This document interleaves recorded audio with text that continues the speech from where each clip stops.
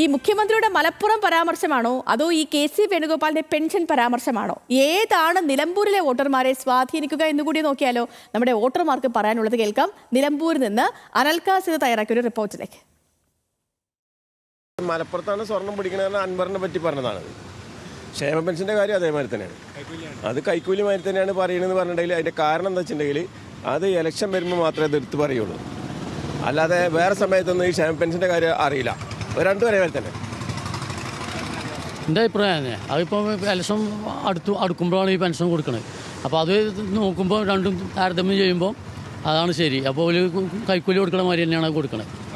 മലപ്പുറത്തെ കുറിച്ച് മുഖ്യമന്ത്രി നടത്തിയ പരാമർശം തന്നെയാണ്. മലപ്പുറത്തിന് പറ്റി പറഞ്ഞാൽ ഇവിടുന്ന് അൻവറിൻ്റെ ഒക്കെ നല്ലത് വേറെ ആർക്കൊന്നും ഇവിടുന്ന് സ്വർണ്ണം പിടിച്ചിട്ടൊന്നുമില്ല.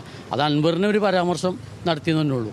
ഇപ്പോൾ UDF ഒരു ഇതാണ് ഇറങ്ങാണ്. ഇപ്പോൾ നോക്കാനല്ല, UDF തന്നെയാണ് ചാൻസ്.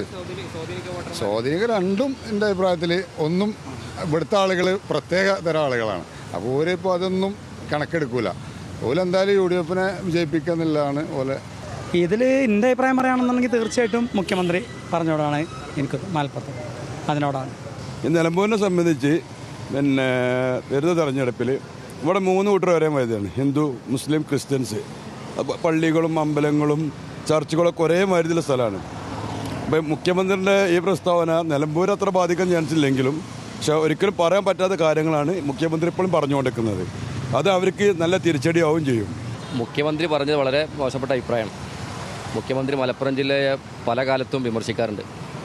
പ്രത്യേകിച്ച് ന്യൂനപക്ഷങ്ങളെ എപ്പോഴും വിമർശിക്കും. ഇലക്ഷൻ വരുന്ന സമയത്ത് മാത്രമേ ന്യൂനപക്ഷങ്ങളെ പ്രേമം പറയുള്ളൂ. മുഖ്യമന്ത്രി പറഞ്ഞാണ് ശരി, കേശവനെ പറഞ്ഞു വേറെ തെറ്റാ. കാരണം ഞങ്ങളാണ് 10 വാർഡ് കൊല്ലമായിട്ട് ഞങ്ങൾ മണൽ തൊഴിലിട്ട് പോകാം. ആ തൊഴിൽ പോയി.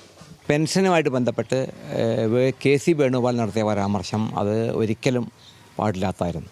ഇപ്പോൾ ഈ പെൻഷൻ എന്ന് പറഞ്ഞാൽ ക്ഷേമ പെൻഷനാണ്. 4 തരം പെൻഷനുണ്ട്.